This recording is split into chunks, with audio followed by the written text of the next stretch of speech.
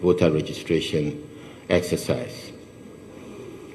Our General Secretary, Mr. John Boadu, will address this press conference. With him is our national organizer, Mr. Samia Oku, and the Deputy Chairman of the NPP 2020 campaign in charge of messaging, Honorable Sheikh Mustafa Hamid. There are other national officers here, including our National Nasara Coordinator, Regional Chairman, and many others who will be seen in due course. I will now invite our General Secretary, Mr. John Boadu, to deliver his address.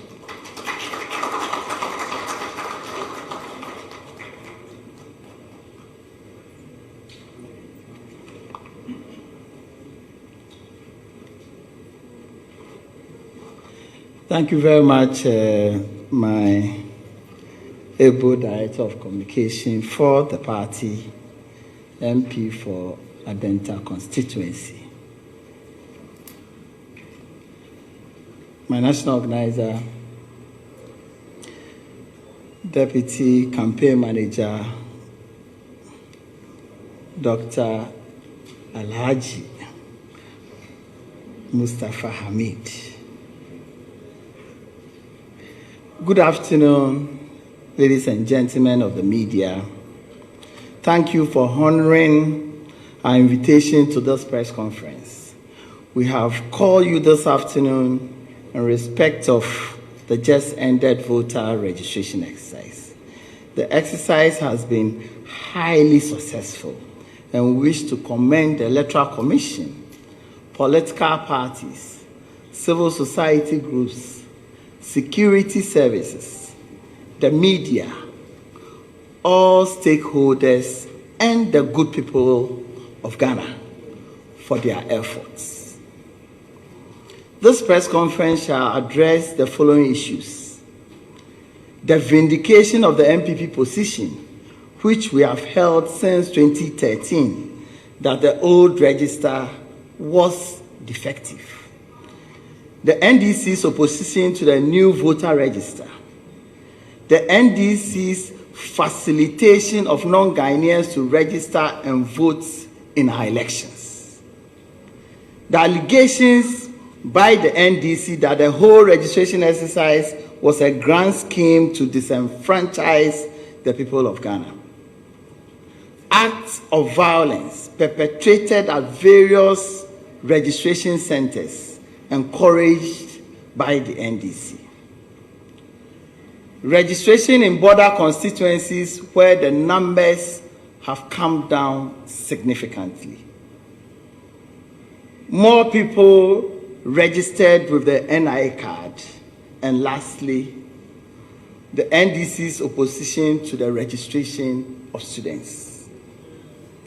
Ladies and gentlemen, we in the New Patriotic Party, as you remember, have been consistent in stressing that the old voter register was defective and not fit for purpose. One of the issues we had with the old register was that it was bloated. Indeed, the numbers from the current register vindicates that position. Until recently, the EC had always disagreed with us on our position that the register is bloated. Indeed, after we mounted pressure, the EC, under the then chairperson, Madam Charlotte Osei, empaneled the late Justice VCRAC Crab and others in October 2015 to hear proposals, collect and collate views from stakeholders, analyze the views and make recommendations to the Commission. In their report, the Crab panel vindicated NPP's position that the register was bloated. The panel established that the old register contains several categories of ineligible registrants, including multiple registrations names of minors, names of foreigners, and deceased persons. After its analysis of facts before it, the CRAB committee stated in page 4 of their report that there is evidence that the register of voters contains a substantial number of people whose names are currently not valid. By all indications, the number of registered voters is not only unusually high, but it may be in excess of the potential number. Based on the 2012 projected population of Ghana provided by the Ghana Statistical Services and discounting the population of foreigners, there were about 150,000 more individual records in the register of voters than the 2012 estimated population of persons aged 18 years and older of the Ghanaian nationality. This will include some thousands of minors who were wrongly registered, unquote. On the issue of dead people in the register, the committee observed on page 14 that further analysis of the data based on the reported number of registered voters in 2012 and 2014 shows that as many as 580,000 estimated number of voter deaths will have occurred cumulatively by 2016 elections and may well remain in the register of voters. It is not clear how many of these deaths have actually been identified and their records expunged from the register through the established procedure. This constitutes about 4% of eligible voters on the register. This margin is almost twice the margin by which most presidential elections were won, and more than 10 times the margin in the preceding election. Preceding election year means 2018. As a way of tackling these issues, the CRAB committee on page 20 of their report, first of all, observed that it may be difficult to justify more than 500,000 invalid records in the register that we seek to characterize as credible. It may be expedient to try to find a middle ground to creating a new register through a completely new registration process.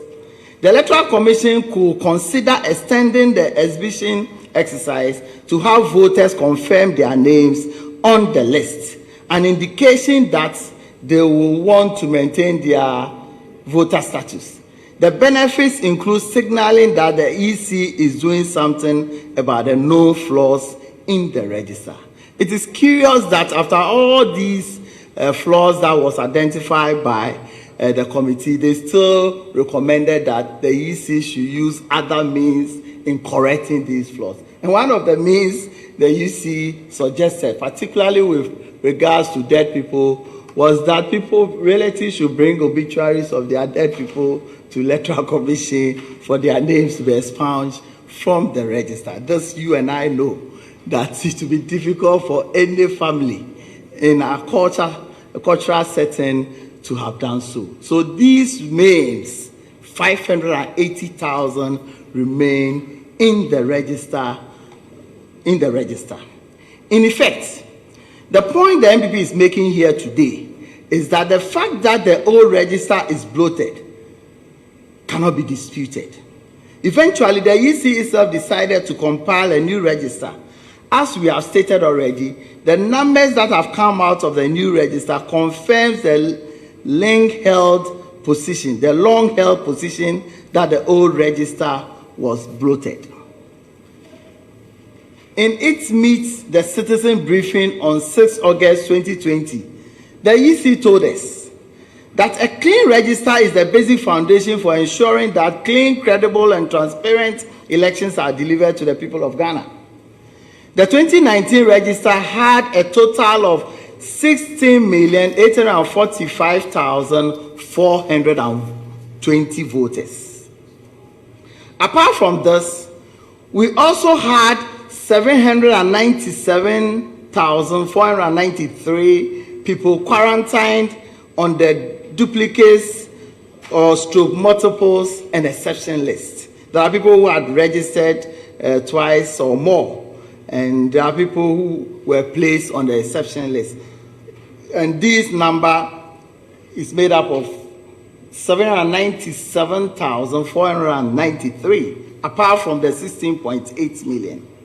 The political parties are aware of this, of which we are aware. When this is added to the registered voters, the overall total is a little over 17.6 million.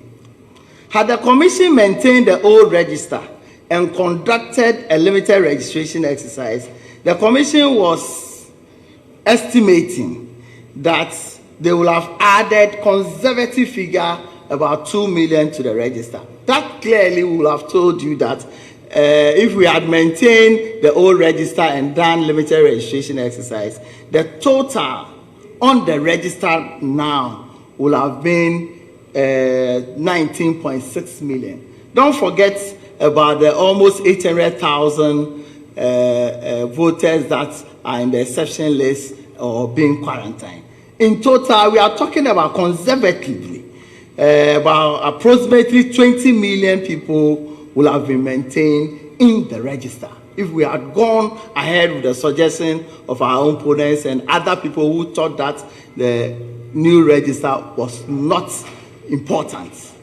As we speak now, after close to 40 days of registration exercise, the total on the list is under 17 million. That should tell you that by this register alone, close to 3 million ghost names, multiple registrants, to a large extent foreigners or unqualified or ineligible people whose names found themselves in the old register has been expunged by this process. Ladies and gentlemen, 3 million people in the kind of elections that we have in this country, that if you remember in 2008, the reason for the second round was just under 80,000 votes. And you saw the challenges that we had, to the extent that we have to even go for a third round, and the difference was just 20,000 before we were able to elect our president. If you are talking about close to 3 million people that we wouldn't have been able to vouch for their eligibility, and the Electoral Commission has been able to do this job, I think that the people of this country deserve a big commendation to ourselves. I think that the media cannot be left out of this. The EC made a strong case for a new register. The EC also argued that the decision to compile a new register in 2020 was largely driven by technical and financial considerations. The EC says it received advice from its IT team and external consultants to the effect that it will be prudent to acquire a new register rather than refurbish the current system, which had become obsolete and thus unfit for purpose. Indeed, according to a letter from the vendors of the defunct operators of the system, they stated, and I quote, "We would like to announce that the items in the present BVRs are at their end of life, including laptops. This means that no components are available to repair the items, and so for purposes of availability, maintainability, and compatibility, in the future, we recommend to purchase new BVRs.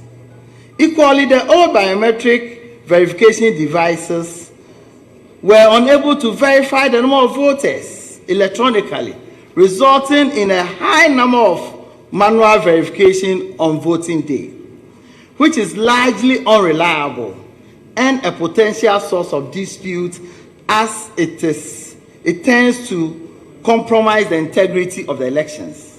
It also does not have facial recognition technology, nor does it allow for a facial recognition add-on. The new biometric voter management solution, which the EC has acquired ahead of 2020 elections, has facial recognition as an additional feature for those whose fingers cannot be verified. This will therefore reduce the high incidence of manual verification, which often proves to be problematic and tends to compromise the integrity and credibility of our elections. At this point, we can even push for what we pushed for in 2020, that no verification, no votes. Because as we speak now, with a facial recognition facility as part of the technology, it will be highly impossible not for anybody to be electronically verified by the machine. So as we move on and go towards the elections, we'll be having a lot of IPAC meetings, and I think that it will be appropriate to push for no verification, no votes. Ladies and gentlemen, despite the fact that the EC had demonstrated enough utility and justification for adoption of a new biometric voter management system to deal with the many challenges with the old system, the NDC continued to stage strong protests against the Commission's move and were bent on thwarting EC's efforts. They began by boycotting IPAC meetings where critical decisions regarding new voters' registers were to be taken. Yet, they consistently held press conferences to mislead the public on issues discussed at the very meetings of IPAC they refused to attend. They also spearheaded the formation of a so-called inter-party resistance against the new voters' register, comprising some 6 political parties out of 21 registered political parties in the country, to constantly torment the EC through conferences and demonstrations. All the arguments they made against the new voter registration, including the issue of costs, NDC talking about costs, wrong timing, misplaced priority, possibility of a civil war, among others, were all defeated by superior arguments in support of the exercise. Indeed, in the face of the continued NDC protests, the EC convened its eminent persons panel and met most of the political parties. The report of the meeting was that majority of political parties wanted a new voter register.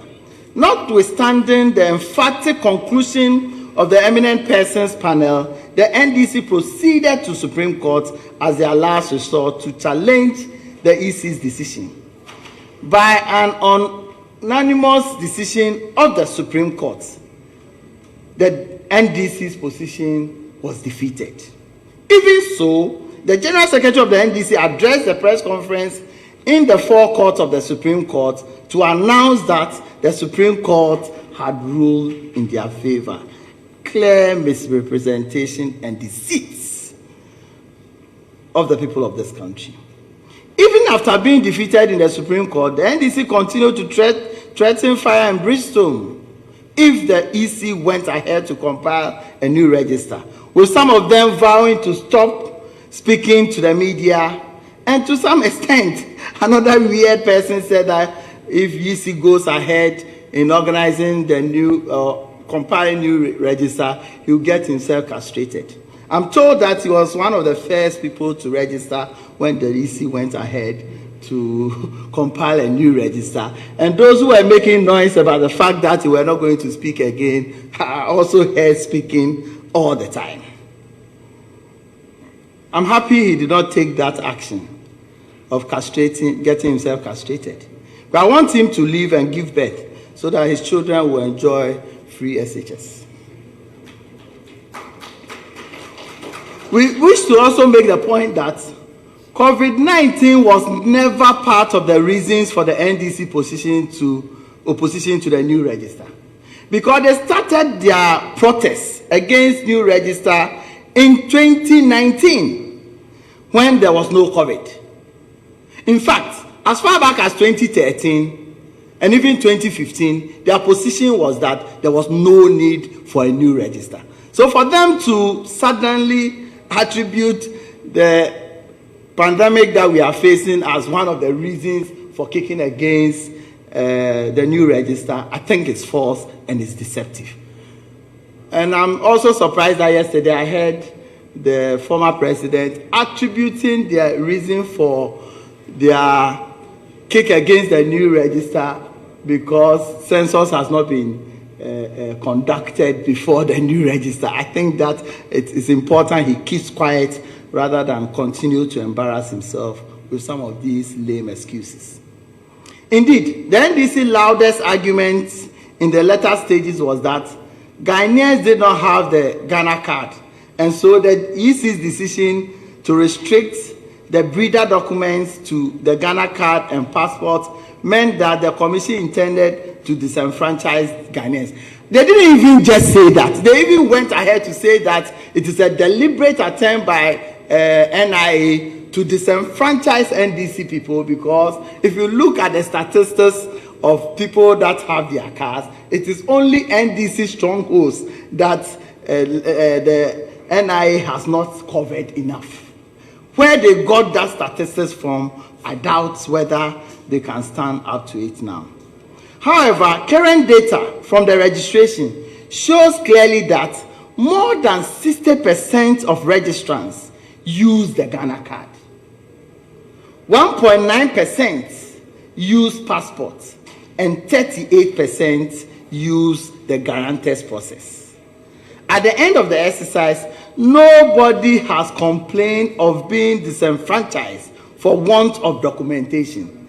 Clearly, the NDC argument was a deliberate ploy to stop the EC from conducting its constitutionally mandated function, and they have been exposed by events. Because I went to almost about 12 out of the 16 regions. I visited close to about 60 registration centers. There wasn't a single registration center that anybody or the registration officials complained that somebody has been at the registration center who didn't have Ghana card, who didn't have passport, that was unable to register. So all these arguments were arguments in self-destruction because they didn't want a new register. One will ask, what at all is in that new register, that old register that the NDC didn't want? And we will see as we proceed from those discussions that we are having. Ladies and gentlemen, a major security imperative for deploying security personnel to our borders is first and foremost the prevention of terrorism. That is why there's more personnel on the northern border. Pursuant to the advent of COVID-19, the security duty was enhanced to include the containment measures required against COVID-19. The NDC had full knowledge of these measures and did not complain. It is the same deployment that coincidentally had to be in place to prevent not only illegal entries against COVID-19, but also the influx of non-Ghanaians seeking to be part of the voters' registration exercise. And as I move on, I'll give you a breakdown of the number of security agencies that were deployed in the various borders with our neighboring countries. And you realize that more of it went to our northern border. So if there are people to complain, it is our northern brothers that need to complain and not the NDC, particularly when they were limiting it to the Volta region. Having failed in their desperate attempt to stop the EC from compiling a new register, I'll come to this slide later on. I'll come to this slide. No, let's go back. Let's go back. No, wait. Having failed in their desperate attempt to stop the EC from compiling a new voters register, the NDC have very characteristically resorted to the dangerous ethnocentric agenda through outright fabrications and fear-mongering in what they claim to be ethnic disenfranchisement. We are calling on our brothers and sisters of the Volta region, and indeed all Ghanaians, to stand up against being used as pawns in this dangerous political chess game by a desperate John Mahama. Mahama showed very little concern for our brothers and sisters in the Volta region when he had the opportunity as president to impact their lives. John Mahama cannot be trusted, and we say so by his own record and not just by his dangerous words. In his hate for vote campaign, John Mahama falsely accused the military, disallowing our brothers and sisters in the Volta region and wherever they are, settlements of Voltarians and non-accounts, to register to vote. This was a big and dangerous lie. The former president of the Republic, who should know better, had earlier said on 28 June that President Nana Addo Dankwa Akufo-Addo was sending troops into regions in times of peace for the sole purpose of preventing them from registration, and that this amounted to declaration of war. These statements were clearly building blocks in his desperate hate for vote strategy to create needless tension amongst our peace-loving people. In any case, how could John Mahama accuse President Akufo-Addo of ethnic discrimination when recently the president was in the northern and savannah regions to ensure that 1.2 million people have access to water, including John Mahama's own maternal hometown of Busunu near Damango? John Mahama has no message because Akufo-Addo is working hard to solve the real-life problems that confront the Ghanaian people. The Ghanaian people should not be misled by John Mahama's hate for votes campaign. John Mahama has resorted to this old bogus campaign trick, propaganda trick used by empty power-hungry tyrants of decades gone by, because he has no policy response to Akufo-Addo's social interventions and economic policies. Ladies and gentlemen, Akufo-Addo has been instrumental in maintaining peace and tranquility in this country, including Dagbon, since he came into office. He will be the last to want to disturb the peace. We must completely and totally reject Mahama's hate for vote campaign and look at the real facts. The fact tells us that at the end of the mass registration exercise, the Volta region was among the highest performing regions. There's also no evidence that there's an eligible registrant in the Volta region or our brothers and sisters of our extraction throughout Ghana who has been denied the opportunity to register. Please let us not allow John Mahama to fool us with his hate for vote agenda. As I already stated, John Mahama's allegation that many soldiers were deployed to the Volta region ostensibly to intimidate Voltarians cannot be supported by facts. The facts are that the military were deployed months ago to patrol our borders for a variety of security-related reasons, including prevention of terrorism and the enforcement of COVID-19 containment measures. The soldiers were not only deployed in our eastern borders, but also in the north as well as the northern western enclave. Indeed, the evidence made available by the Defense Ministry and the Ghana Armed Forces clearly shows that more military men, as I've already said, were deployed in our northern borders. The breakdown of the deployment as put out by relevant authorities is as follows. Upper East, we had 206 soldiers. Northern region, we have 110 soldiers. Northeast, we had 102 soldiers. Volta region, 98. So in terms of the numbers, Volta region was even fourth. Oti region, 72. Upper West region, 65. Bono region, 60. Western region, 27. Savannah region, 21 soldiers. So there have been more military deployments in Upper East, in the northern region, as well as the northeast, than in the Volta region. If any region, as I've said, must complain, it should be our brothers in the north who will complain. But because they know that the intention behind deployment of these soldiers and security agents was born out of well thought out information that the government had with regards to terrorism and COVID-19 incursions in our country. We should not confuse the genuine efforts to police the borders throughout the country to mean that the NPP is against anyone. Elections in Ghana are for Ghanaians. Yet, as we speak, a number of Togolese and Nigerians have either been convicted or have their cases pending at the Keta Circuit Court, charged with registering for a Ghanaian voter ID card. So in the midst of all these things, it is also true, and it has been established beyond reasonable doubt, that people that are not Ghanaians have tried. Some of them succeeded in getting their names on our register. And they were arrested, they were tried by competent courts of jurisdiction.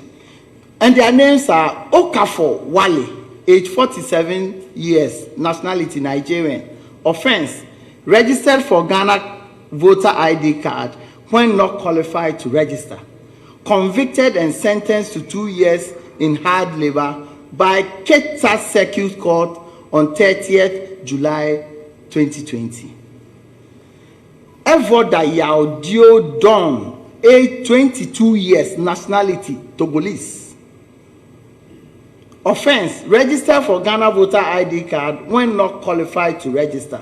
Convicted and sentenced to 2 years in hard labor by Keta Circuit Court on 30th July 2020. Emmanuel Philip, age 32, nationality Nigerian. Offense, registered for Ghana voter ID card when not qualified. Case pending before the court.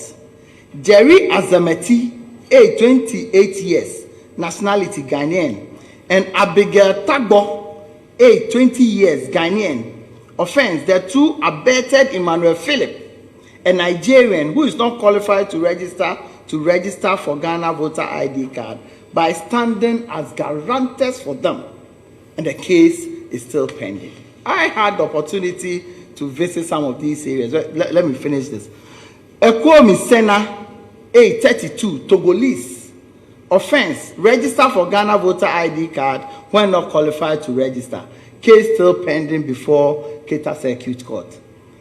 Ametema Raymond, age 33 years, Togolese. Offense, register for Ghana voter ID card when not qualified to register.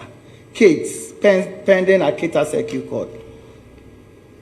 And recently, you all saw the arrest of 66 Ivorian nationals who tried to register in Ghana and succeeded in registering. Yesterday, 12 Nigerians currently in custody at the Kotobabi police station in Accra allegedly brought in to register by the NDC Member of Parliament for the area. Ladies and gentlemen, we love all our brothers and sisters of West Africa. But they cannot vote in our elections, as we cannot vote in theirs. We expect mutual respect for national sovereignty with our dear neighbors. We were not compiling ECOWAS register. We were compiling purely Ghanaian register, and we expect that. And sometimes it's intriguing to note that as I went round, the NDC party makes no effort at all to challenge anybody that is suspected to be non-Ghanaian. They rather aid them. I don't know what really they get from this. They don't believe that the Ghanaian people are capable of voting for them or what. They keep quiet. Any discussion about the fact that someone is unqualified to register, and this is run away from that. We insist this is a Ghanaian register. This is not an ECOWAS register. We've also seen NDC facilitating non-Ghanaians to register and vote in our elections. As clearly established by VCRAC CRAB Committee and by the Supreme Court of Ghana during the election petition, one of the main reasons accounting for the bloated nature of the register is the names of non-Ghanaians, particularly our West African neighbors, on the register. This, we contend, is the handiwork of the NDC. Just as I said, I was in Bunkrubu constituency, and this is a border town with our friends in Togo. One thing that we must also recognize is that our educational system in Ghana is superb as compared to our neighbors. Our health system is also very good as compared to them. So as we were there, we saw our Togolese brothers and sisters closing from school from Ghana back to Togo. They accessed our healthcare system. As we were trying to prevent them from registering, the NDC people were encouraging them to come and register. They had the effrontery of even threatening Ghanaians that if the next day they tried to prevent them, they will come and burn their houses in the midnight. You see, it is not a myth that people living on the borders don't know who they are. It is never true. I remember we got to Akate North. This is a border constituency to Togo. It is only a footpath that separates Ghana from Togo. To the extent that the NDC, when NDC was in power, their MC constructed a road to Togo just to create way and facilitate them to access our country and be part of our voting process. Strangely enough, at that polling station, 60% of those selling at the polling station are Togolese, which all of them are aware. They were insisting that they wanted to register. And any attempt by our agent to stop them from registering incurs the wrath of the entire community. This is real.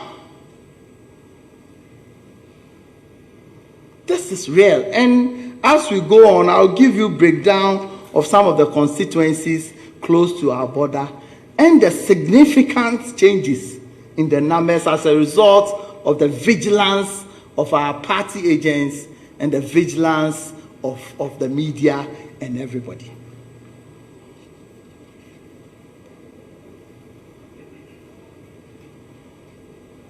I think that the media is awash with videos showing some foreigners being imported by NDC into a country to participate in our registration exercise. And I think slide 3 shows that. But before slide 3, we saw Asedu Ketia in Banda constituency insisting that with a truckload, and just as they did to you, the media people, instead of them to even buzz them, they couldn't buzz them. They just got a cab truck and loaded them into it. And was insisting, this is it, and intimidating, and to some extent even insulting the police. This is what he did by insisting that these people must be allowed to vote. Because they were coming in batches. Here is he. Insisting that people who are not qualified, who are not citizens, who may not be residents or ordinary residents in the polling station they want to register, should be allowed to register.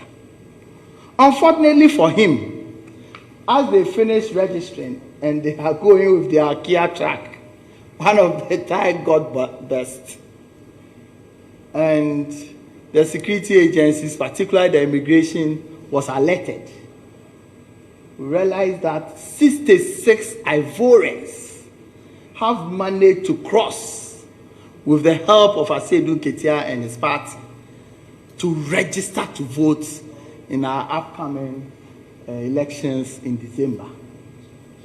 And sometimes you ask yourself, the electoral officials, if someone comes and says, my name is Kwame Kobna, some of them, Kwame Kobna, Yaudamu.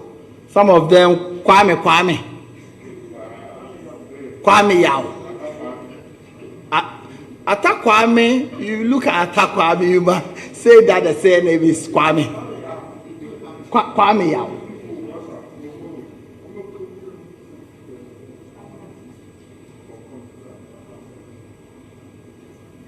This is what's happened. And this is what, if our agents or security agents try to challenge, the NDC creates an impression these are errors that we are preventing from registering. That's what we went through. And I must use this occasion to thank our polling agents for their vigilance. And some of them ended up getting wounded in the process. I think more of these pictures are there. Acts of violence perpetrated at various polling stations. Ladies and gentlemen, the NDC in their usual fashion continue with their acts of violence against innocent Ghanaians and on members of the NPP during registration exercise. You will recall that John Mama is on record as having told Ghanaians that when it comes to violence, no political party in the country can match the NDC. And I think that the video is there for all of you, just to remind you. You don't have the sound. But what he said was that when it comes to violence, there's no political party in this country that can match their enviable record of perpetrating violence, because they have a root from revolutionary days. This is what he said.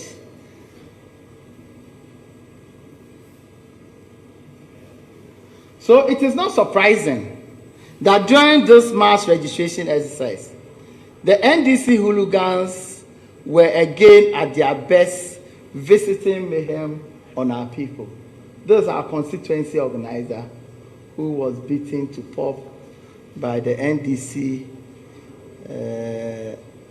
tax. Just yesterday at Doma West,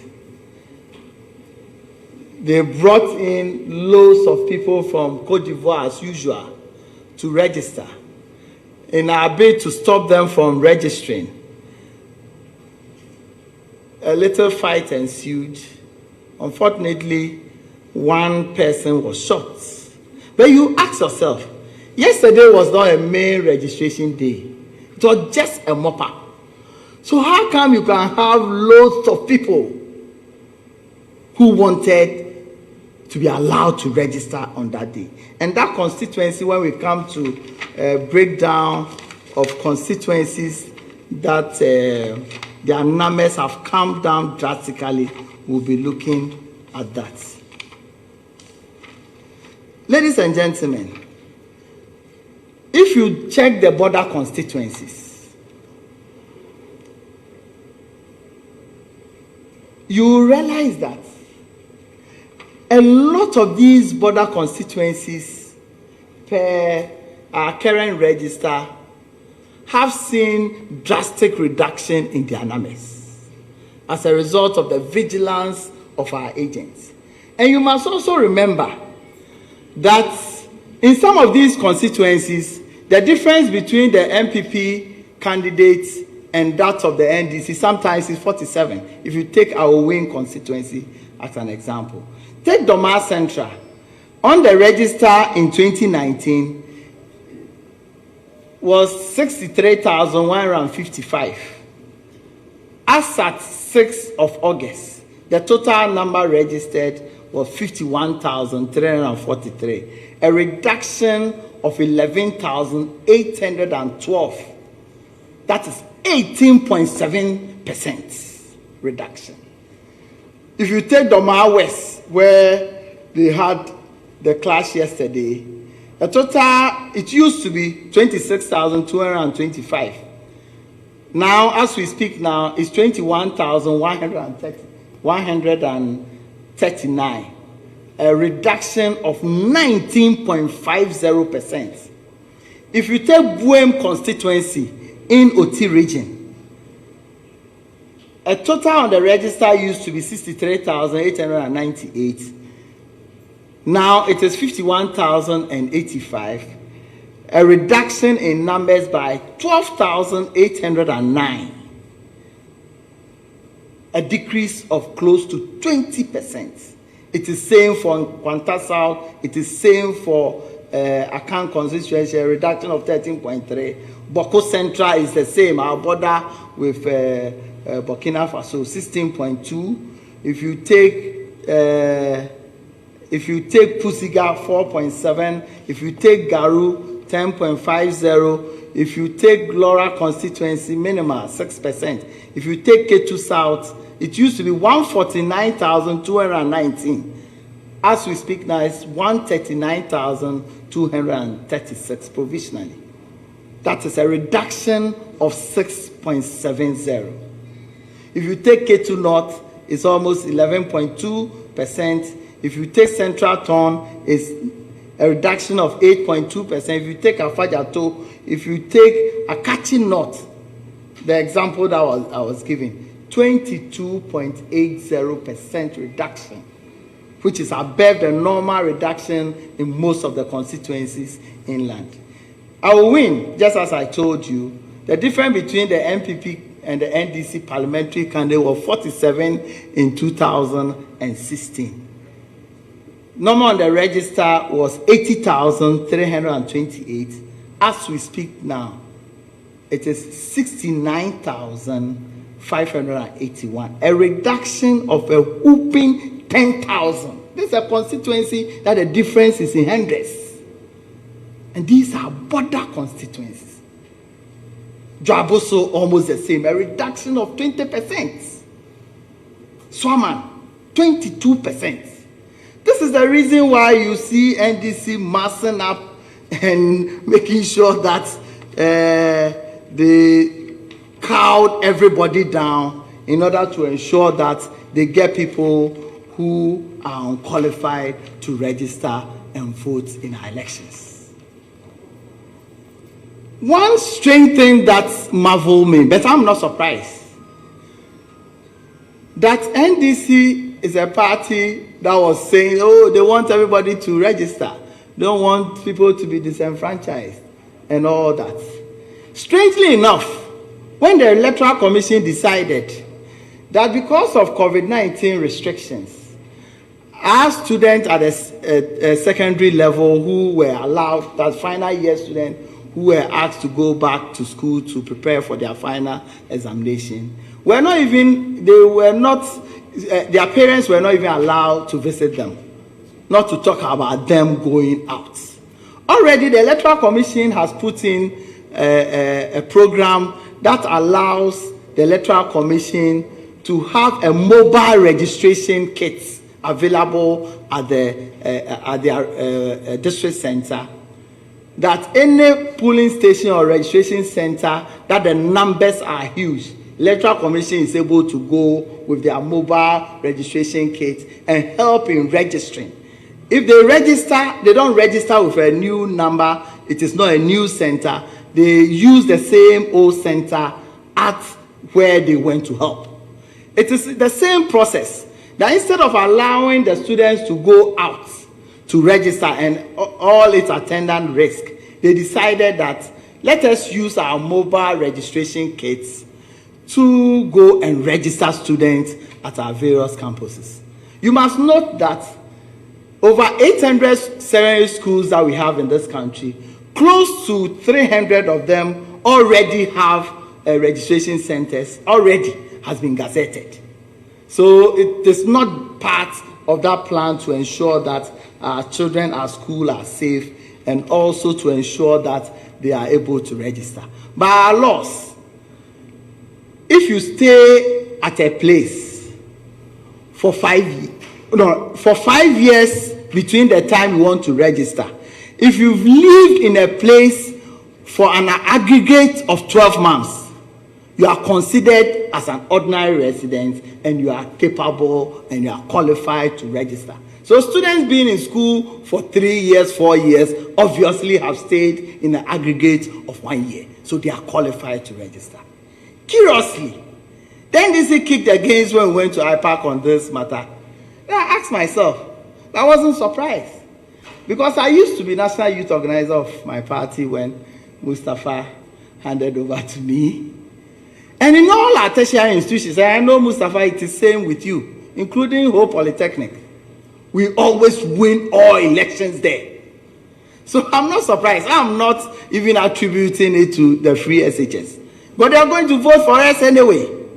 So it is for that reason that the NDC opposed the EC's proposed registration on Friday, 10 July and Saturday, 11 July. And sent this matter to court. It is still before the courts. And I don't know whether the Supreme Court or the High Court is going to say that eligible Ghanaian 18 years and above, resident or ordinary resident in our area, who was given the opportunity by the Electoral Commission through a process that is known by all, will be disqualified from voting. In conclusion, ladies and gentlemen,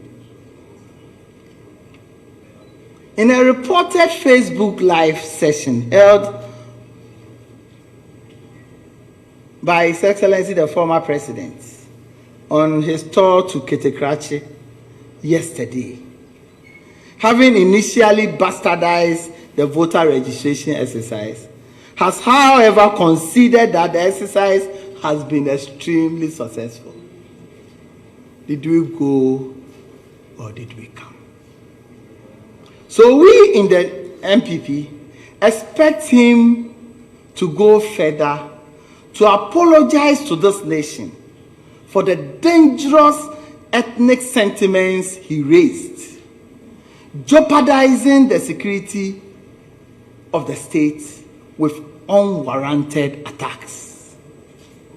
His actions, which were mirrored by the leadership of his party, unduly created fear and raised political tension in the country.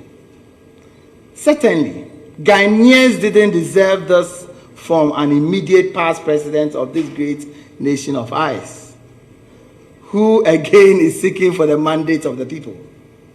The NPP will continue to work hard to meet the needs of Ghanaians. The times demand strong and decisive leadership on the issues that have impacted our lives. It is in pursuit of our stated goals that we have not only strengthened the economy, but have also managed to provide social and economic support in terms of cost-free water and electricity, as well as business support schemes for our people. The NPP vision of the way forward, captured in our Manifesto 2020, will hopefully be shared with Ghanaians on the 22nd of August 2020. We'll be having a steering committee tomorrow to validate or accept those dates. We'll be having a national council, which is the second highest decision-making body in the absence of an annual delegates conference, on the same day in order to launch the manifesto. We ask you to look forward on that day to heartwarming policies detailing how, with your support, we will transform Ghana for the benefit of all. Your MPP government, our MPP government, remains focused and expect a massive turnout on December 7th to consolidate the leadership and good governance offered by His Excellency Abudani Nana Adodankwa Akufo-Addo. We thank all Ghanaians sincerely for rejecting the hate-filled, divisive, non-policy-based rhetoric of candidate Mahama. You demonstrated this rejection with the massive turnout for the voter registration exercise. confirm it even more with a decisive vote against the politics of division come December 7th, 2020. May God bless Ghana. Thank you for your attention.